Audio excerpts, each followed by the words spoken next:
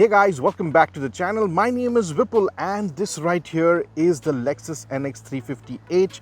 It is a luxury compact SUV. Yes, this is what a compact SUV is. And this goes against the BMW X3, the Volvo XC40 and the Mercedes-Benz GLC. And at least that's what the size of the car suggests. It has got an update for this year and most of it has been inside the car. So let's quickly go over the design.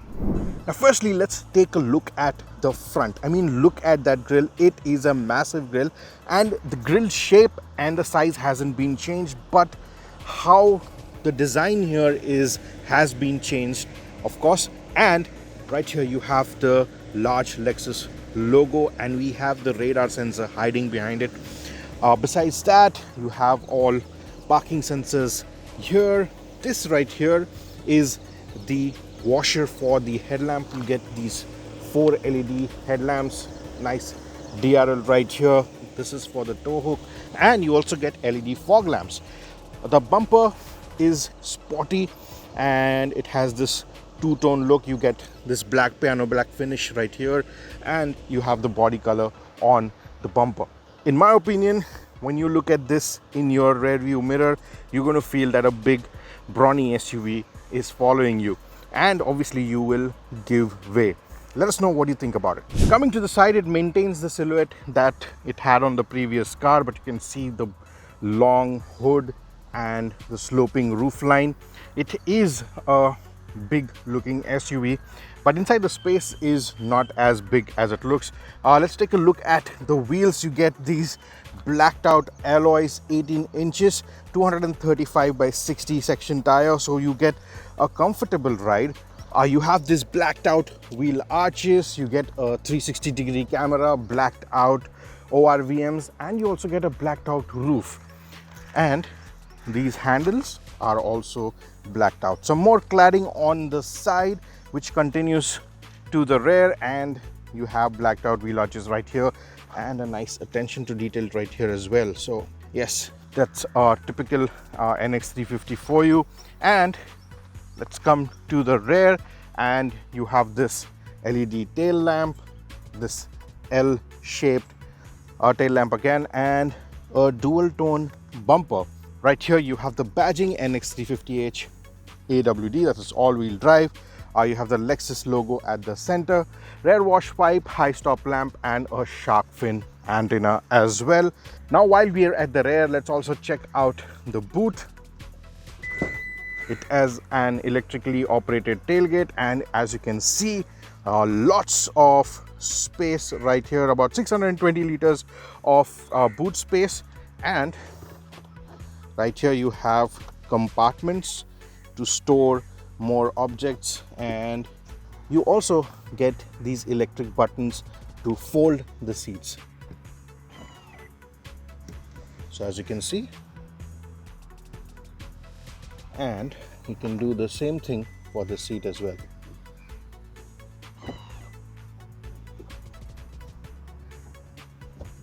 And if you want to put them back on, simply press this and they'll come back on.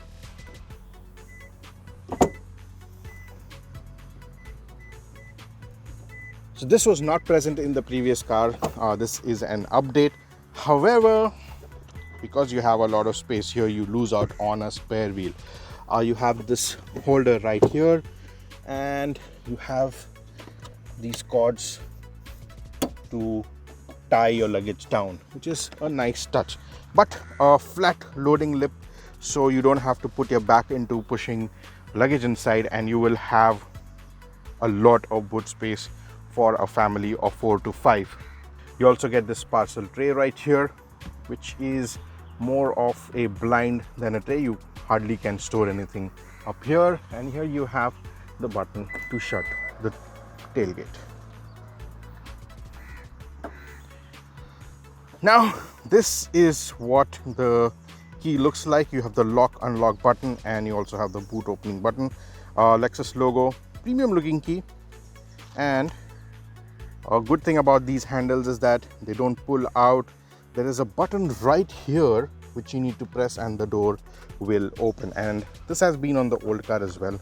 You get electrically adjustable seats for the driver, and I like this material used on the seat. The seats are very comfortable, and you have this nice bolstering on the sides. They really hold you snug into the seat while you are driving. On the door pad, you have this wooden finish which looks really nice. You get Mark & Levinson speakers, 8 of them, and right here you can have the seat memory. You can set it up to 3 preferences, and here you have the controls for all the doors, the locks, and the ORVMs. You also get good enough space for a 1-liter bottle, and here you can store the wallet or your phone. Let's take a look at the back seat. Well, it's the same story. You get this dual tone upholstery, looks really nice. It's kind of dark and sporty, but it looks nice. I like it. You have the same speaker setup here. You have this wooden finish. You get the lock unlock electric buttons here for the rear door as well, and this is the door handle. Let me get into the seat. And the front seat, the driver's seat, has been adjusted to my driving position, and as you can see, I have plenty of knee room, plenty of space to put my feet at. Behind you'll also get rear AC vents. You get these charging ports type C, and you also get a charging socket right here. The sunroof, as you can see, it's a panoramic sunroof. We've opened it halfway. I'll show you the full sunroof. Right here you have the reading lights, and you get headrest for all 3 passengers, 3-point seat belts for all 3 passengers, and you also get this central armrest with cup holders, which is really nice. And overall you sit very comfortably. However, if you can see here, the under thigh support is not very good for this segment of a car. So you're paying a premium, you expect a lot of comfort in the rear seat. But overall, it is not a very spacious second row. You have decent amount of space. You will be comfortable on longer journeys, and you can sit 3 people comfortably in the rear seat. Now let's hop on to the front seat and see what all you get there. Now the main highlight and update on this car is this 14-inch screen, which also gets this integrated temperature controls with the display right here. It's a nice massive display, and we've been seeing massive displays on cars nowadays, but this is one of the biggest that we have seen. Obviously MG's lead in getting big displays, but yes, we have Lexus also in the competition, and it's pretty easy to use. I'm happy that they have physical controls for the aircon controls, so it's much easier to operate, because finding other controls here for the aircon is kind of difficult. So you go into climate and then you have all these options, but finding your way through the menus is quite easy. You get wireless Apple CarPlay and Android Auto, which is nice, and you have all these settings. You can customize everything. You have a heads-up display, which is pretty nice and clear, if you can see that. Yeah. So, and you can configure the meters or the display right here. The lights, it gets ambient lighting. The door controls, everything can be controlled from right here. And if I go into seat controls, you also get this fold all feature, and that's what happens when you fold the seats. So you don't have to open up the boot and press the buttons that are at the rear. You can control everything from right here, and I'll just put them back on. You just raise all and they will just come up like this. So yeah, that is one really good feature. Besides that, you also get ventilated seats. You have automatic, and then you can set it up to 3 levels, which is really nice. You also get heated grips for the steering, so the steering wheel is heated. Also, this car comes with level 2 ADAS. I already told you that there is a radar at the front, so you have all the driving assist features, which you can see right here. And then you have this shows you the energy flow, so like now the battery is at 50%. So this will show you how the car is running. When the car is running, it will show you if it's drawing power from the engine or it's drawing power from the battery. And it also comes with all-wheel drive and on-demand traction. So here you have the tire pressure monitor, and you can, obviously I showed you this already. So that is pretty much, it's pretty intuitive, a very nice responsive touchscreen. And obviously once you connect your phone with Android Auto or Apple CarPlay, you get all the features that you need. Right here you have a Type-C port, a Type A charging socket, some space here, not big enough to put your phone, but it's there. You have a wireless charging pad, 2 cup holders. Here you have the drive selector, nice and easy to operate. Right here, if you want to drive only in the EV mode, you press this button. You have the hold function here, and you have the electronic parking brake. This button is to activate the terrain mode, and right here you have the traction control. The driving modes are here. You get 3 driving modes. You get Eco, then you have the normal, and then you have Sports, and you also get Sports Plus. And once you are driving in Sports Plus, you can use the paddle shifters as well to control the CVT gearbox. Now let's take a look at the camera. So this is like a 360 view of the car, and I really like this camera on this car because it really gives you a good view of what is happening under the wheel. So if you are driving on bad surfaces, you can actually get all the information that you need. So you can see the surface, how it is, and if we put it in reverse, this is the view that you get. So you have a 360-degree view here, and here you have the back view. Also, if you can see, this car goes into somewhat of a ghost mode where it gives you an image of what's under the wheel. So if I'm going over this grassy pane here, right here, if you see, it will show me what kind of terrain I'm going over. And if it's a bad patch, I can adjust the steering and adjust the direction of the car. It's a pretty cool feature. Now let's get driving and see what this car is to drive like. Before we get driving, let's check out the sunroof. Like, it's half open right now, but if I fully open it, it's a 2-pane sunroof, and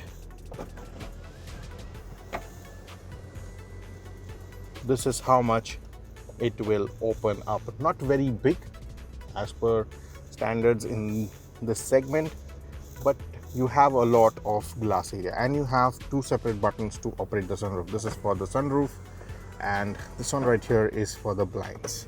So let's get driving now. Now driving the Lexus NX 350h, the first thing that you're going to notice is that when the car starts up, it's really quiet because it starts up in the EV mode, and like any other EV, it does not make any sound. But also on the plus side, the cabin overall is very insulated, and you will hardly get any road noise or tire noise. Now, this car is powered by a 2.5 liter engine and a 1.6 kilowatt battery pack. Now, it produces 188 bhp only in its petrol form. Only in its EV form, it can produce 180 bhp. But in a combined form, when the electric motor and the petrol engine are working together, they put out a combined power of 240 HP, which is a really powerful engine. And it is mated to a 6-speed CVT gearbox. Now, when you're driving, obviously, this is not a car that likes to be pushed around. I mean, it's not a performance vehicle. So if you love driving, you might want to get either the X3 or the GLC. But this one is for someone who likes this relaxed driving and who does not want to push the car around much, wants a lot of luxury. It is a luxurious car, and it is not a boring car either. You can have some fun when it's in the sport mode. You can use the paddle shifters to switch the gearbox, and you can have a little bit of fun.